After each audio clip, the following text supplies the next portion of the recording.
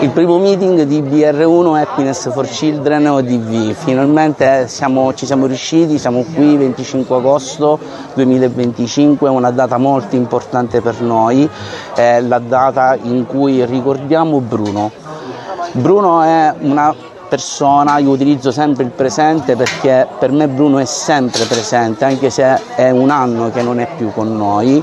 ma è una persona da continuare a ricordare e raccontare. Proprio per questo abbiamo deciso di voler organizzare un evento ricco di attività, di iniziative che già sono state realizzate e altre saranno da realizzare. Abbiamo avuto la possibilità di poter far esibire il coro Manos Blancas di Musica Insieme Librino, una associazione con la quale abbiamo deciso di voler stringere una forte collaborazione, ma non solo loro, anche l'ospedale, il pronto soccorso pediatrico Rodrigo San Marco è un'altra struttura con la quale abbiamo deciso di voler collaborare, perché la nostra mission è quella di voler tutelare l'infanzia e l'adolescenza e io a nome di tutta l'associazione riteniamo che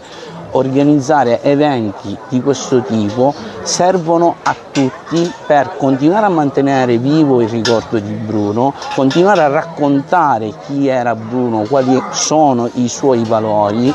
l'amore, l'empatia, la gentilezza, ma soprattutto la leggerezza e la condivisione di questi momenti. È stato non facile, perché riuscire a organizzare un evento, io non ho mai organizzato eventi, Bruno era un organizzatore di eventi e sono sicuro che da lassù mi ha dato tutte le istruzioni per poter realmente realizzare tutto questo. Siamo felici, ce l'abbiamo fatta, ma siamo solo all'inizio e abbiamo un cuore grandissimo per continuare a fare tantissime altre cose.